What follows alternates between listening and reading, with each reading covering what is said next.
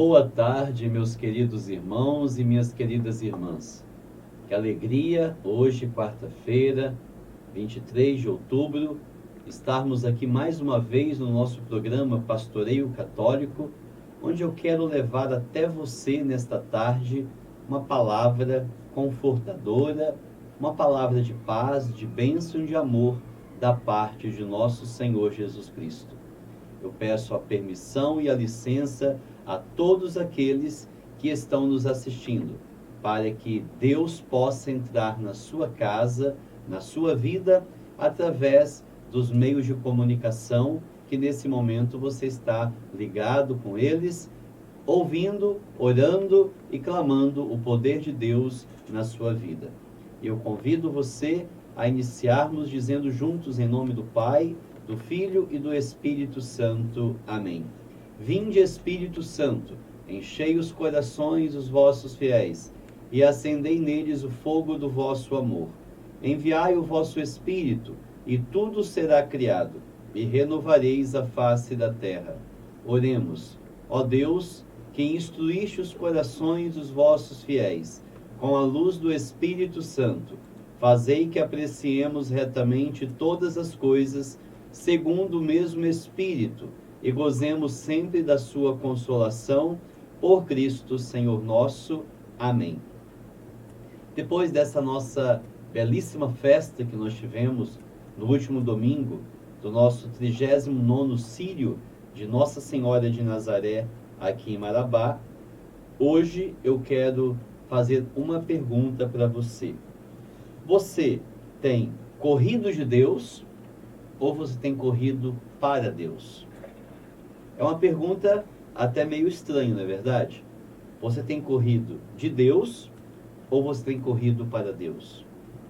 Por isso, toma comigo a palavra de Deus no livro do Êxodo, capítulo 20, 18 a 21, que diz assim: diante dos trovões, das chamas, da voz da trombeta e do monte que fumegava, o povo tremia e conservava-se à distância. E disseram a Moisés: fala-nos tu mesmo, e te ouviremos, mas não nos fale Deus, para que não morramos.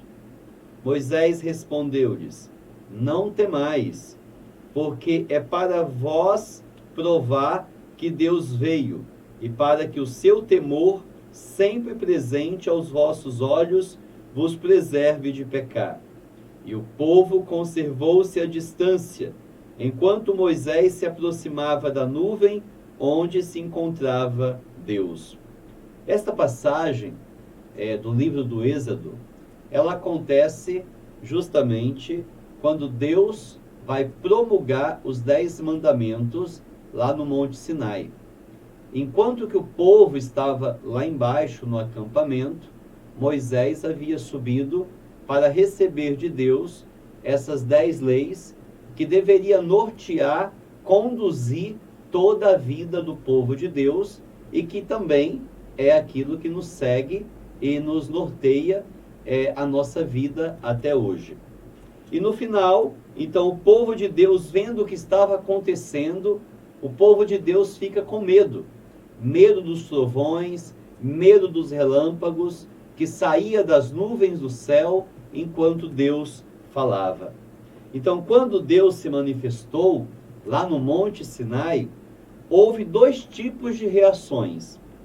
Você tem buscado a Deus ou apenas está fugindo dos seus problemas?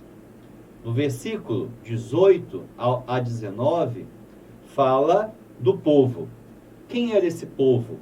Esse povo é o povo hebreu, o povo que saiu do Egito depois de 400 anos que eles viveram como escravos do faraó lá no Egito. Deus então mandou Moisés para libertar o seu povo e conduzi-los até a terra prometida. Antes de chegar até a terra prometida, Deus então vai constituir leis, que nós chamamos os 10 mandamentos, ou seja, aquelas leis que Deus concedeu a Moisés no Monte Sinai e que Deus mandou guardá-las dentro de uma arca, que o povo de Deus chamava a Arca da Aliança. Então, o povo de Deus, ao ver o acontecimento, eles corriam de Deus. Eles corriam daquilo que estava vendo. Ou seja, os trovões e os relâmpagos, como fogo sobre a montanha. Logo se estremeceu e ficou longe. Tinham medo de ouvir a voz de Deus. E por que eles tinham medo de ouvir a voz de Deus? Por causa dos pecados de cada um. Por que muitas vezes, meu querido irmão, minha querida irmã, você tem uma resistência de ir para a igreja, de ir para uma confissão, de ir para um retiro, de parar um pouco a sua vida? Porque você também está resistindo à voz de Deus. E por que você está resistindo à voz de Deus? Porque a sua vida está no pecado. O pecado faz com que nós tenhamos vergonha de Deus. O pecado faz com que nós tememos enfrentar a Deus. E muitas vezes temos vergonha de nós mesmos. Ou seja, como Adão e Eva, lá no jardim, quando eles pecaram. O que eles fizeram? Se esconderam de Deus. Tinham vergonha de ter cometido o pecado. O pecado original que, infelizmente, trouxe toda a maldição para a humanidade. Então, quando eles perceberam que eles estavam nus e que eles haviam pecado, eles então ficaram com vergonha de Deus. E quando ouviram os passos de Deus, o chamado de Deus, eles se cobriram as suas partes íntimas com folhagens, porque eles tinham vergonha de se olhar. Isso acontece com qualquer um de nós. Quando cometemos um pecado grave, quando cometemos uma injustiça, como cometemos algo que vai degredir a imagem de Deus em nós, quando vai degredir a imagem do irmão, quando vai degredir a nossa própria imagem, nós ficamos com vergonha. Por isso que muitas vezes, quando nós vamos dormir, nós dormimos com a consciência pesada, ao olhar para alguém, por exemplo, o esposo, que cometeu um adultério, ao chegar na sua casa, olha para sua esposa, olha para os seus filhos. Se esta pessoa não tiver consciência pesada, porque de fato ele não é um ser humano. Ele talvez seja tudo menos um ser humano, que ao cometer um erro, cometer um delito contra a lei de Deus, cometer um pecado, ao olhar para sua esposa, olhar para os seus filhos, para a sua casa, que deve ser um lugar sagrado, com certeza a consciência vai pesando. Da mesma maneira, quando também Caim matou Abel, quando Deus perguntou: Caim, aonde está seu irmão? E Caim se escondia de Deus, porque tinha cometido o assassinato do seu próprio irmão.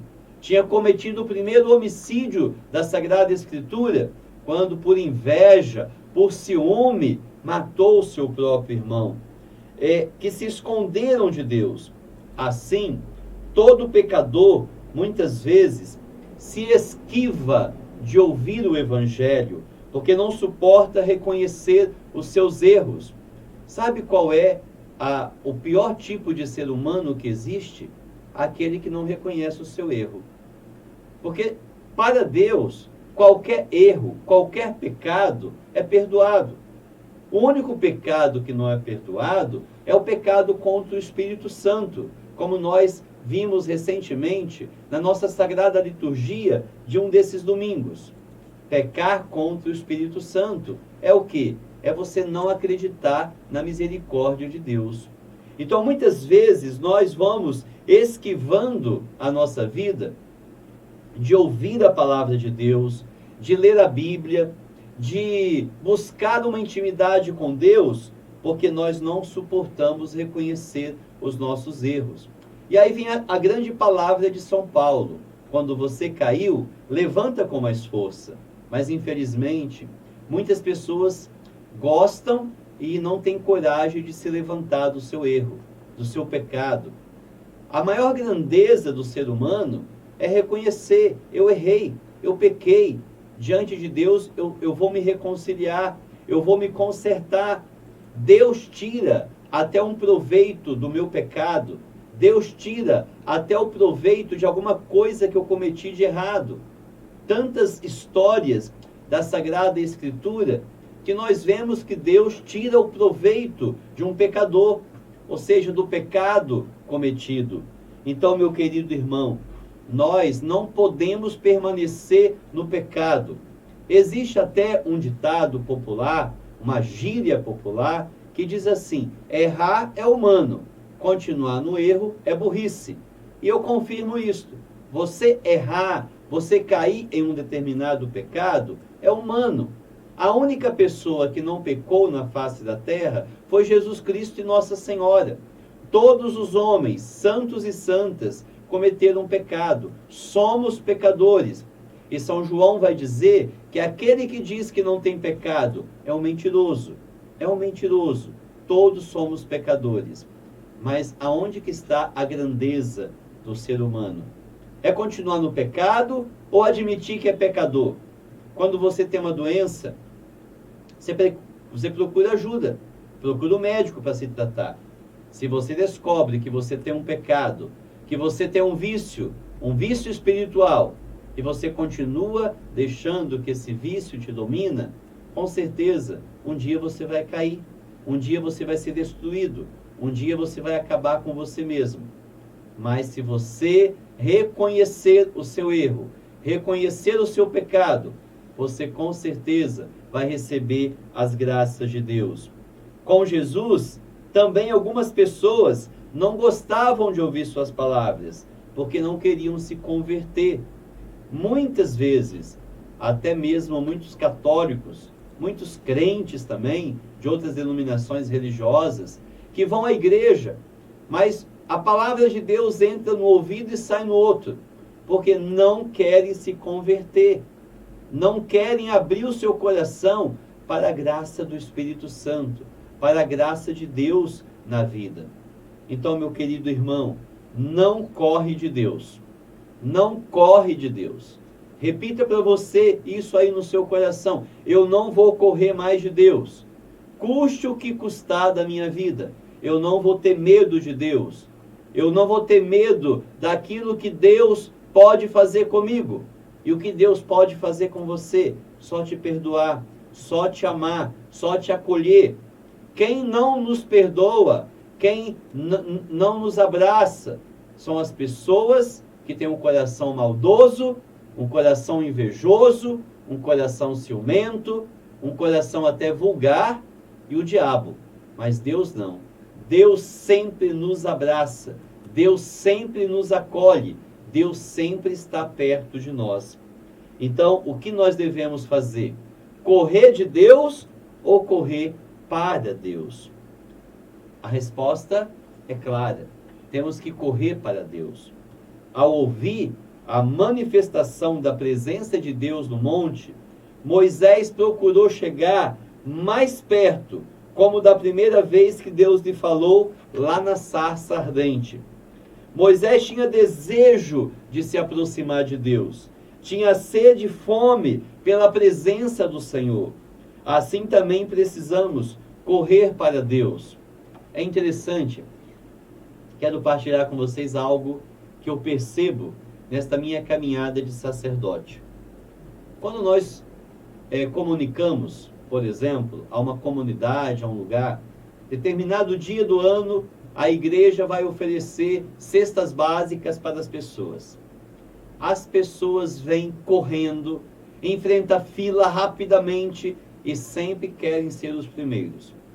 Um dia desses, aqui em frente da nossa catedral, teve um evento onde as pessoas vinham fazer carteira de trabalho, carteira profissional, tirar documentos, e eu percebia que tinham pessoas que passaram de um dia para o outro, dormindo na rua, para conseguir uma ficha, uma senha, para conseguir essa documentação.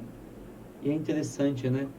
Na igreja nós temos duas filas que deveria nunca esperar que o padre chama para a fila. A fila da confissão e a fila da comunhão. Quando nós vamos à missa, por exemplo, E no momento da Sagrada Comunhão, nós nunca deveríamos esperar que o sacerdote saia do altar e chegue até o local. Nós deveríamos correr para esta fila, porque ali nós vamos estar recebendo Jesus. Ou seja, correr com uma intensidade. Eu vou receber o Senhor, eu vou correr para Deus, eu vou correr para Jesus, que é o Senhor da minha vida. A palavra de Moisés, então, para o povo foi essa: não temais. E que o propósito de tudo aquilo era para que não pequeis. Deus quer se encontrar conosco para nos livrar do medo e purificar nossos pecados. Quando Deus vem até o nosso encontro, Ele não vem para condenar você, Ele não vem para te julgar, Ele não vem para apontar na sua cara os seus pecados. Isso quem faz é o diabo ou as pessoas. As pessoas são pessoas muito profissionais nisso, de apontar o nosso pecado, apontar o nosso erro, apontar as nossas dificuldades que temos no dia a dia. Deus não. O Deus da Bíblia não é um Deus que aponta para você o seu erro. O Deus da Bíblia é um Deus que te ama, um Deus que te acolhe, independentemente do seu pecado, independentemente do seu vício. Deus te acolhe com amor de Pai, com amor de Salvador, com amor de santificador. E é por isso que nós não devemos fugir de Deus para não confessar nossos erros, e sim reconhecer que somos pecadores e fomos perdoados pelo Senhor. Meu querido irmão, não fuja de Deus. Você está com problema? Corre para Deus. Corre para o Senhor. Vai até o Santíssimo Sacramento. Se ajoelha, se prostra diante do Senhor. Vai até a Santa Missa. Busca o Senhor. Vai até o local onde você achar que Deus está, e Deus está em todo lugar. E ali você se coloca diante dele. Clama o poder de Deus. Clama a graça de Deus. Clama a misericórdia de Deus. E Deus vai te acolher. Deus vai te amar. Esta é a experiência do Deus da Sagrada Escritura. Por isso eu convido você, nesse dia, a rezar comigo uma dezena do terço, onde nós queremos pedir a intercessão de Nossa Senhora, que ela passa na frente. Esse terço tem me motivado muito a ensinar para as pessoas. Lógico, nós não devemos substituir o terço mariano nunca, mas esse terço, Maria passa na frente e pisa na cabeça da serpente, é um terço que Deus tem colocado muitas bênçãos nas pessoas. Então hoje eu quero pedir a intercessão de Nossa Senhora do Perpétuo Socorro. E você vai dizer assim comigo: Mãe do Perpétuo Socorro, passa na frente e pisa na cabeça da serpente. Mãe do Perpétuo Socorro, passa na frente e pisa na cabeça da serpente. Mãe do Perpétuo Socorro, passa na frente e pisa na cabeça da serpente. Mãe do Perpétuo Socorro, passa na frente e pisa na cabeça da serpente. Mãe do Perpétuo Socorro, passa na frente e pisa na cabeça da serpente. Mãe do Perpétuo Socorro, passa na frente e pisa na cabeça da serpente. Mãe do Perpétuo Socorro, passa na frente e pisa na cabeça da serpente. Mãe do Perpétuo Socorro, passa na frente e pisa na cabeça da serpente. Mãe do Perpétuo Socorro, passa na frente e pisa na cabeça da serpente. Mãe do Perpétuo Socorro, passa na frente e pisa na cabeça da serpente. A cruz sagrada seja minha luz, não seja o dragão meu guia. Retira-te, Satanás, não me aconselhes coisas vãs. É mal que tu me ofereces, bebe tu mesmo o teu veneno. Amém. Que Nossa Senhora do Perpétuo Socorro, São Miguel Arcanjo, possa estar entrando na sua família, na sua casa, e que você possa estar sendo abençoado por Deus e pela Virgem Maria. Que você seja muito abençoado por Deus nesta tarde. Não fuja de Deus, corra para Deus, né? Vai ao encontro do Senhor. e você verá a glória de Deus. Nós vamos agora ver as pessoas que estão nos mandando as mensagens. Alexandra Pessoa está pedindo oração, pois está em tratamento contra o câncer. Eu oro por você, Alexandra, que Nossa Senhora, Mãe do Perpétuo Socorro, possa estar te abençoando e que você possa receber todas as bênçãos, tanto médicas, como espirituais, da parte de Deus e da Virgem Maria. Que São Rafael, o anjo da cura, possa tocar naquela parte do seu corpo aonde esse câncer está agindo. E em nome de Jesus, eu proclamo, para a glória de Deus, que você vai receber esta cura da parte do Senhor Jesus. A Dilma Oliveira pede oração por ela e pela sua filha e familiares. Dilma, que Deus abençoe você, a sua família. Que Nossa Senhora esteja agora cobrindo a sua família, a sua filha, com o manto sagrado dela. Que Deus te abençoe. A Keila pede oração pela recuperação do seu irmão Luiz e por toda a sua família. Keila, que nesse momento, nosso Senhor Jesus Cristo, pela intercessão de Nossa Senhora, a Mãe do Perpétuo Socorro, possa estar entrando onde está o seu irmão Luiz e que possa estar te abençoando, possa estar curando, que Jesus toque o mais profundo do ser, da vida do Luiz. A Ana Ribeiro pede oração para sua irmã que está em Belém para fazer uma cirurgia. Que a sua irmã possa estar sendo abençoada, Ana, e que Nossa Senhora esteja agora tocando nas mãos dos médicos, dos enfermeiros, que todos os profissionais que irá fazer esta cirurgia. A Catiana Taboa pede oração para sua mãe Eleni Rodrigues, que fará uma cirurgia em Belém. Olá, Catiana, que a sua mãe Elenir possa estar sendo abençoada por Deus e por Nossa Senhora. Que você possa receber as bênçãos de Deus, as bênçãos do Senhor. A Silvana pede oração para que sua família arrume um serviço.